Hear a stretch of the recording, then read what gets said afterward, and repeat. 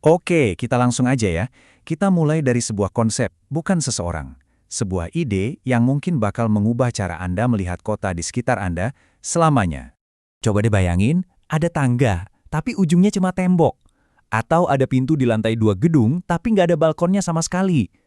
Nah, ini bukan kesalahan desain loh. Menurut satu orang, ini adalah seni. Dan kuncinya di sini adalah, benda-benda ini bukan patung yang sengaja dibuat. Sama sekali bukan. Ini tuh kayak sisa-sisa yang nggak sengaja ditinggalin dari perubahan kota, lalu ditemukan dan diberi nama oleh satu orang. Mungkin Anda mikir, terus kenapa juga kita harus peduli sama sesuatu yang, ya, nggak ada gunanya sama sekali? Nah, untuk menjawab itu, kita perlu menyelami pikiran orang yang justru melihat keindahan di dalamnya. Genpei Akasegawa. Kejeniusan Akasegawa itu bukan karena dia jago bikin sesuatu. Bukan, tapi karena dia punya kemampuan luar biasa untuk melihat dunia di sekitarnya dengan sangat jernih. Jadi, sepanjang hidup dan karyanya, 3 ide ini tuh nyambung terus. Sistem, keseharian, dan observasi. Ini bukan 3 hal terpisah, tapi lebih kayak satu kacamata yang dia pakai buat melihat dunia. Dia ini bukan tipe pemberontak yang mau mengubah dunia. Nggak sama sekali. Pendekatannya itu justru dimulai dari mengamati dengan teliti keanehan yang, ya, sebetulnya udah ada di depan mata kita. Dan cara pandang ini terbentuk dari masa lalunya. Jadi gini, dia kan tumbuh besar di Jepang setelah perang ya. Dia lihat sendiri gimana sebuah sistem nilai yang tadinya dianggap mutlak, itu bisa runtuh gitu aja. Pengalaman inilah yang bikin dia seumur hidup tertarik sama batasan-batasan aturan. Mana yang seni, mana yang kejahatan, dan mana yang berguna. Perjalanan kreatifnya tuh, wah, nggak lurus-lurus aja. Yuk kita lihat gimana dia beralih dari seniman yang membuat seni jadi seorang penemu seni. Di sini kita bisa lihat alurnya kan, mulai dari mempertanyakan sistem seni di sekolah, sampai bikin aksi di jalanan. Tapi, perhatiin deh titik baliknya di tahun 1963. Sebuah persidangan yang mengubah segalanya, dan akhirnya mengarahkan dia untuk menemukan seni, bukan lagi membuatnya. Dan titik balik paling penting dalam hidupnya, itu terjadinya bukan di galeri seni, tapi justru di ruang sidang. Penting banget buat dicatat. Dia nggak coba pakai uang itu buat belanja loh. Jelas-jelas itu karya seni. Cetakannya cuma satu sisi, dan itu bagian dari undangan pameran. Tapi tetap aja, dia diseret ke pengadilan.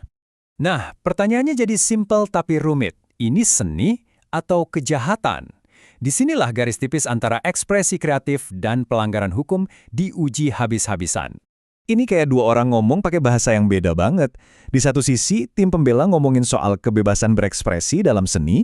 Di sisi lain, jaksa penuntut kaku sama logika hukum yang hitam putih. Sama sekali nggak nyambung. Ujung-ujungnya, dia dinyatakan bersalah. Tapi, meskipun kalah di pengadilan, pengalaman ini justru ngasih dia pencerahan yang luar biasa.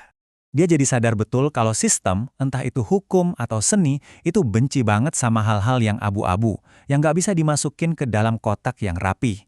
Seni boleh aja menantang, tapi sistem hukum butuh kepastian. Jadi, bukannya berhenti, kasus pengadilan ini malah mengubah total misi dia sebagai seorang seniman. Ini jadi titik awal yang baru. Dia beralih fokus nih, dari yang tadinya membuat kritik, jadi menemukan bukti. Dia berhenti teriak-teriak dari luar sistem, dan sebaliknya, mulai nyari celah-celah di mana sistem itu secara nggak sengaja nunjukin keanehannya sendiri. Dan dari filosofi baru inilah, lahir Hyperart Thomason. Dia mulai ngelihat struktur-struktur tak berguna ini di mana-mana. Tangga yang buntu itu bukan lagi cuma kesalahan, tapi jadi semacam pengakuan dari sistem itu sendiri. Aturannya sederhana, dia nggak ngejudge benda-benda ini bagus atau jelek, dia juga nggak mau mindahin atau mengubahnya. Dia cuma mendokumentasikannya. Apa adanya, justru tindakan mengamati tanpa menghakimi itulah yang jadi karya seninya. Pemahaman dia soal sistem ini saking dalamnya, sampai dia pakai identitas yang beda-beda. Sebagai Akasegawa, dia bermain di dalam sistem seni. Tapi untuk masuk ke sistem sastra, dia menciptakan persona lain, novelis Katsuhiko Otsuji. Dia tahu setiap sistem butuh kunci yang pas buat masuk. Oke, terus apa hubungannya seniman dari Jepang abad ke-20 ini sama kita sekarang? Kenapa ini penting?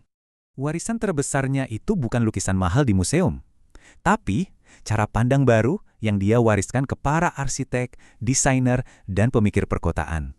Dia nggak ngasih kita jawaban, tapi dia ngasih kita sepasang mata yang baru. Intinya, dia ngasih kita semacam toolkit baru buat ngelihat lingkungan kita sendiri. Ini semacam undangan untuk jadi detektif di dunia kita masing-masing. Setelah ini, coba deh perhatiin sekitar Anda. Pintu yang nggak bisa dibuka, rambu yang nggak masuk akal, atau jalan buntu yang terawat baik. Semuanya ada di sana, menunggu untuk ditemukan. Pertanyaannya sekarang, keindahan tak berguna apa yang lagi nunggu buat Anda temukan?